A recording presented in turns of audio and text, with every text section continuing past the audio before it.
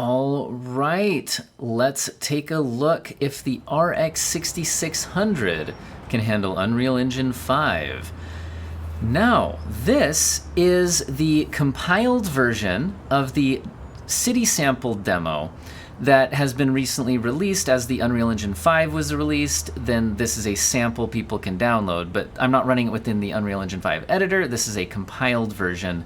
Now, where I download this from, I'll put a source in the description, but that download's a little bit annoying. I don't know if there's better ones out there. But anyway, that's what we've got here.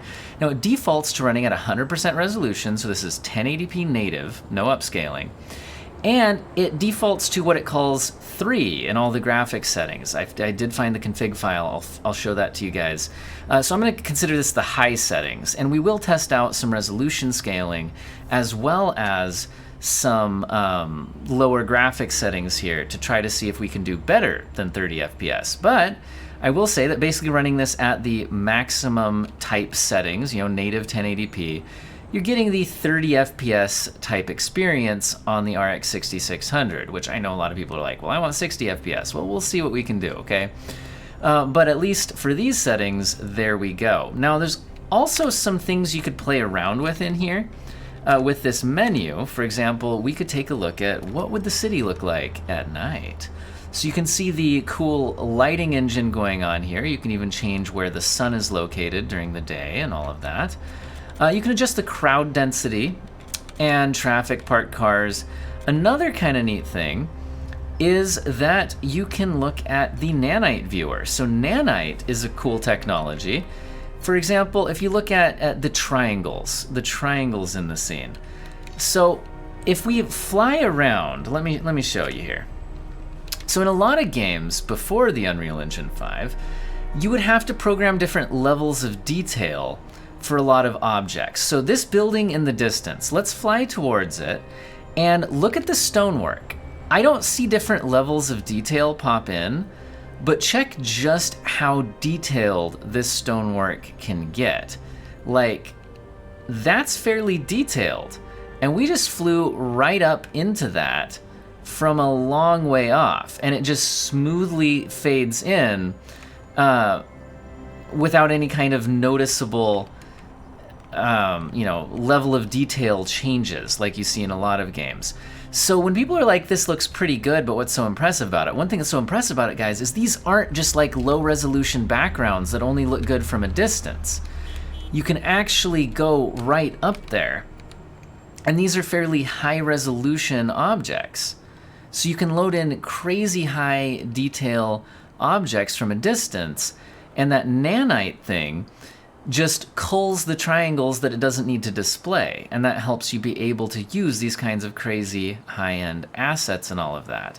But as you can see, this does come at a cost. The RX 6600 plays most games at 1080p 60 FPS maxed out, occasionally dropping something down to high to get, up from that 55 FPS to 60. So yeah, on mid-range GPUs, this is looking pretty demanding. So why don't we go ahead and try out some resolution scaling? Because the nice thing here is that we do have some temporal resolution scaling. I'll go ahead and show you how the config file works for this thing to change the settings. All right, so you want to change the graphics settings in that demo. You've got to find your folder where your main launcher dealie is, and then go to the city sample folder. From there, you go to saved. From there, you go to config. From there, you go to Windows. And then you got a bunch of things here. And what we're looking for is the game user settings. Open that up. And here's the main ones you're going to want to play around with. So the things with the 3 here are various graphics settings. And I believe by changing them down to 2, it would lower the setting. Changing them down to 1 would lower it further, etc. It defaulted to 3. I'm going to assume that's basically high. I haven't played around with turning it up, but I have played around with turning it down. And 100 means is your resolution scaling. So it'll be 100% of your monitor's native resolution. I'm going to change this to 67%, which is going to be basically from a 1080p resolution. 67% of 1080 is about 720, so it's going to be about 720p upscaled to 1080p. Now, it doesn't say TSR here, temporal super resolution, but I am pretty sure that's what it's using. All right, so this is the 67% resolution scale, so basically 720p upscaling to 1080p. But we left all the graphic settings up at 3, which I guess is high or something like that. I don't know. Hey, it looks like we're up into the 40s, the very low 40s, well, basically 40. But that's better than 28. It's a lot better than 28. Feels much better on movement. So, hey, there's that. Although as we move, we do dip a little bit. Does seem a lot better though. And as far as image quality wise, I'd say this resolution scale looks very good. The distant details aren't perfect, and especially as like people walk by, there's a lot of kind of ghosting behind them, but to be honest, some of that was present at the native image quality as well. This engine does seem to have quite a bit of ghosting going on. I'm not a game dev or graphics designer or anything. I don't know. But to me, that would indicate that like they rely on a lot of temporal data on whatever's going on in this engine. Hey, let's fly and see how this thing holds up with these with this resolution scale. So looking in the distance, I mean, things in the distance look pretty sharp, but I can definitely tell they're a little bit fuzzier than they were at the native resolution. But this looks pretty good. I would say this is much better than FSR 1.0, and this is probably about what we'll expect to see from something like FSR 2.0. Notice my GPU utilization has actually dropped below 100% now. So as I fly, I think I might actually be hitting a CPU bottleneck as it loads in all these cars and everything. So yeah, despite the fact that I'm on a 5950X, this game has some pretty insane CPU demand at times. I guess it could also be issues streaming in the assets, but I mean, I'm on a PCIe Gen 4 NVMe drive right now, so I mean, that's as fast as that's gonna get.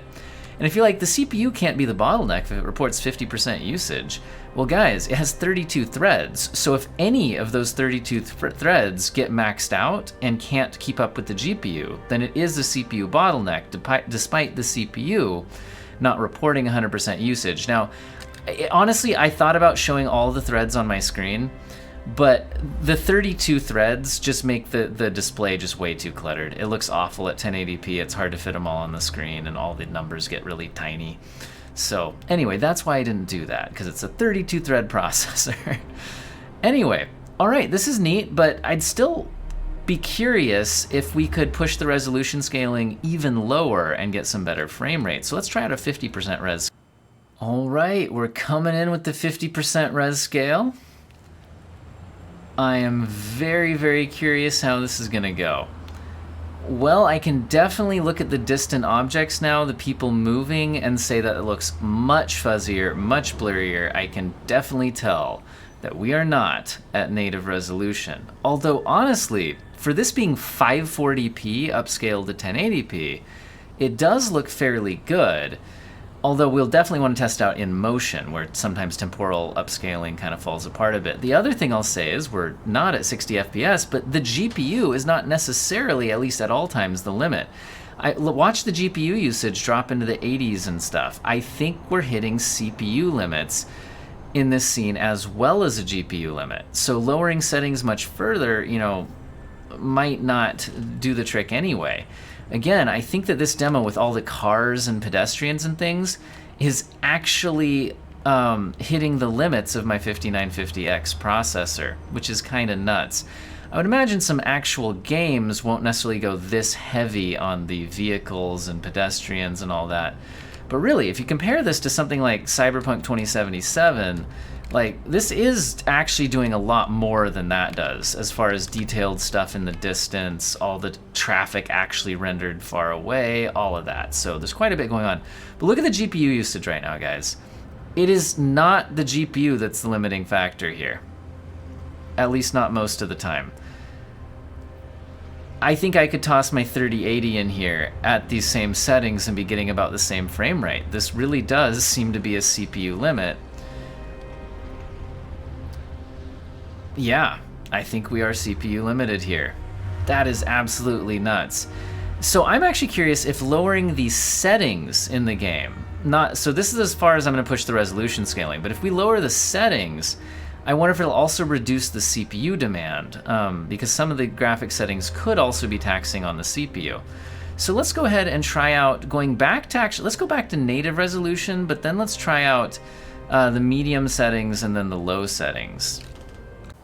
All right, this time we are at the medium settings, but it's native 1080p. So I adjusted all those settings that were 3s are now 2s, okay? And we're getting 38 FPS at native 1080p because it's 100% resolution scale now. Although it's dipping here and there for sure.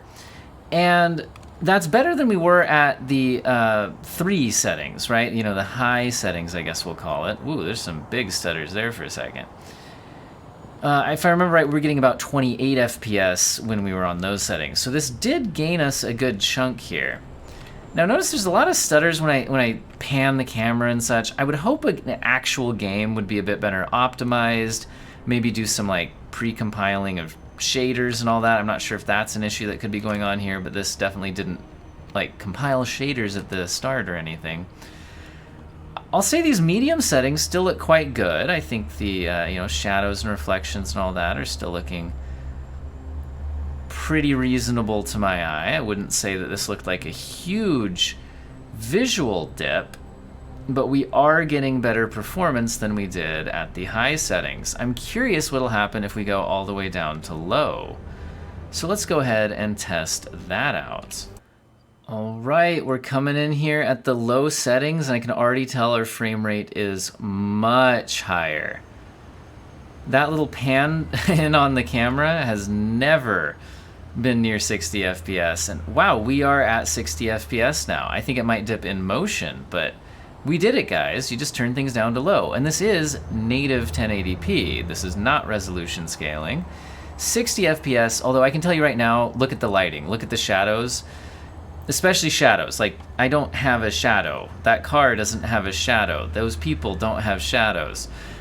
So there's absolutely a visual hit to going down to low, although certain elements of this still do look fairly good.